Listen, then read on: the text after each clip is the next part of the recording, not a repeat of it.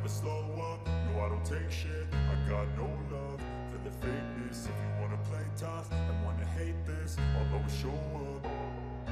I don't ever slow up, no I don't take shit. I got no love for the fakeness. If you wanna play tough and wanna hate this, I'll always show up and make a statement. I don't ever slow up, no I don't take shit. I got no love for the fakeness. If you wanna play tough and wanna hate this, I'll always show up and make a statement. Everything.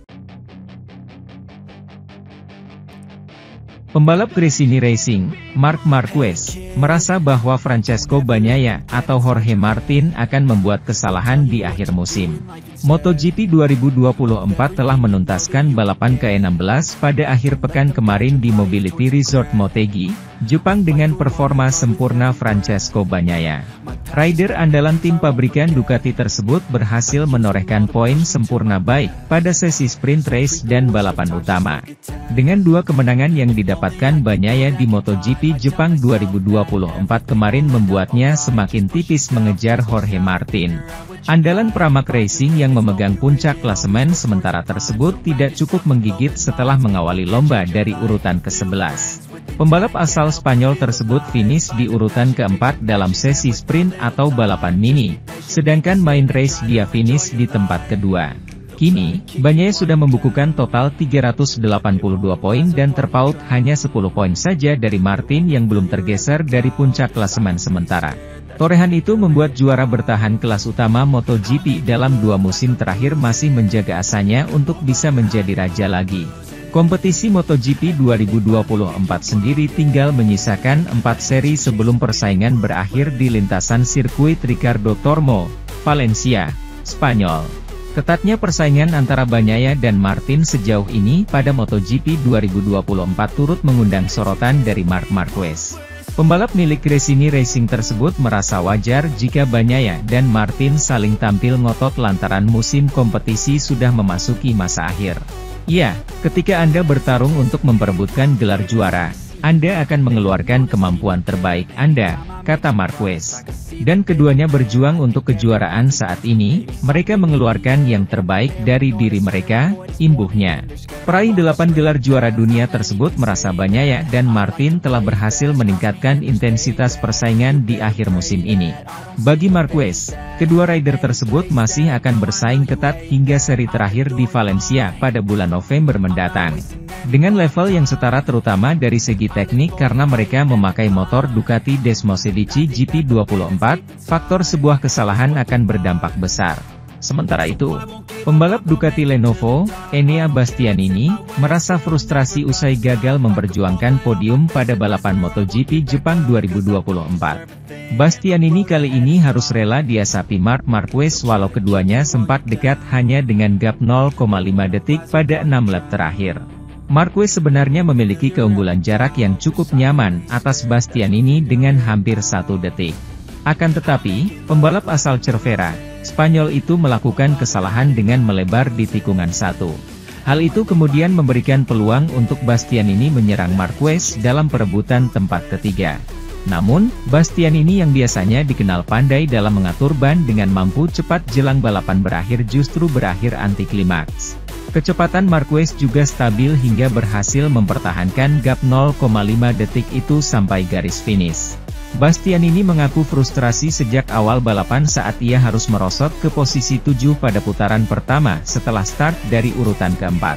Pertama Brad Binder menyalip saya, lalu Marc Marquez dan Jorge Martin menghalangi saya. Kami memasuki tikungan 11 bersama-sama dan dalam kekacauan itu saya tidak bisa melihat apa yang sedang terjadi, dan saya juga tidak memiliki titik acuan karena turbulensi, kata Bastianini. Meski begitu, Bastianini berjuang untuk kembali ke depan dengan berhasil menyalip Brad Binder. Gayanya, Binder, sangat spesial, ia mengerem dengan keras hingga di tengah tikungan. Jika saya mengikutinya, ucap Bastianini. Saya berada dalam posisi yang kurang menguntungkan karena kami tidak bisa mengimbangi saat kami mengembalikan motor ke posisi tegak dan saat pertama kali berakselerasi, jelasnya. Saya mencoba segalanya untuk menyerang dengan rem, tapi saya menyalahgunakan ban depan saya. Ban menjadi panas, tekanan anginnya melambung tinggi. Marc Marquez telah meraih podium baru, memulainya sangat terlambat. Pembalap Cervera itu melihat putaran terbaiknya dibatalkan kemarin dan harus start dari posisi ke-9 di grid. Namun, dia sekali lagi melakukan comeback yang biasa kita lakukan. Pria asal Gresini itu mengibarkan bendera kotak-kotak di posisi ketiga, di belakang Pecco Bagnaia dan Jorge Martin. Ini adalah kesannya di akhir lomba, seperti yang diceritakan oleh kolaborator kami Manuel Pecino dari Jepang. Marc Marquez memulai dengan mengucapkan selamat kepada David Alonso atas gelarnya. Ya, aku mencintai David. Apalagi karena banyak yang berbakat. Tapi dia punya bakat, dia punya pendidikan, dia punya kaki yang membumi dan di atas semua itu dia punya karisma, yang mana juga sangat diperlukan. Ia paham betul konsep pembelajaran, dan apa itu Moto3, Moto2, dan MotoGP. Atau setidaknya itulah persepsi yang saya miliki. Apa yang dia lakukan hari ini, sepertinya dia akan memenangkan kejuaraan. Pada akhirnya, jika bukan hari ini, maka itu terjadi di Australia. Tapi saya berharap dia memiliki masa depan yang cerah. Saya tidak akan menjadi orang yang menekannya. Karena setiap anak membutuhkan waktunya. Tahun depan dia akan melakukan kesalahannya, tapi saya mendoakan yang terbaik untuknya di masa depan.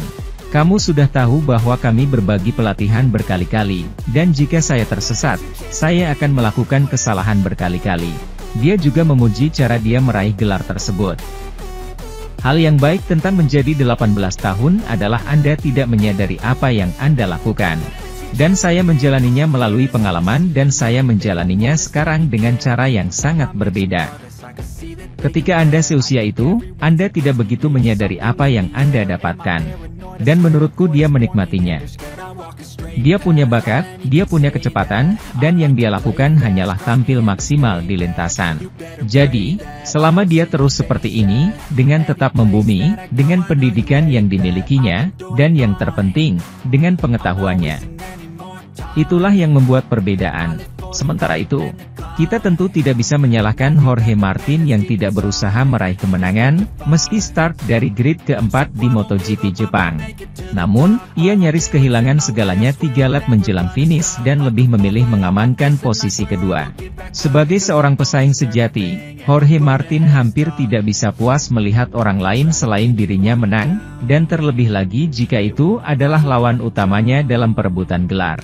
Namun pebalap Spanyol itu, yang telah bekerja keras dalam mengelola balapan yang tidak bisa ia menangkan, sekali lagi membuktikan di Motegi betapa banyak kemajuan yang ia capai tahun ini, mengukur serangannya tanpa melakukan overdrive untuk memvalidasi jumlah poin maksimum yang mungkin. Setelah finish keempat dalam sprint, ia finish di podium kedua akhir pekan ini. MotoGP Jepang yang dimenangkannya tahun lalu kali ini membuatnya kehilangan 11 poin atas Pecco Bagnaia. Tetapi juga membuatnya merasa telah membatasi kerusakan setelah terjatuh di kualifikasi yang bisa menimbulkan konsekuensi yang jauh lebih berat. Ke-11 di grid, Martin sekali lagi memiliki awal yang sangat baik pada hari Minggu ini, tidak sebaik kemarin menurut dia, tapi cukup untuk memungkinkan dia untuk mendapatkan 7 tempat di lap pertama, Menyalip Marc Marquez, Enea Bastianini dan Brad Binder sulit, mereka sangat kuat dalam pengereman jadi saya harus mengambil lebih banyak risiko dibandingkan kemarin. Tapi kecepatannya bagus, saya sedikit lebih cepat dari kemarin.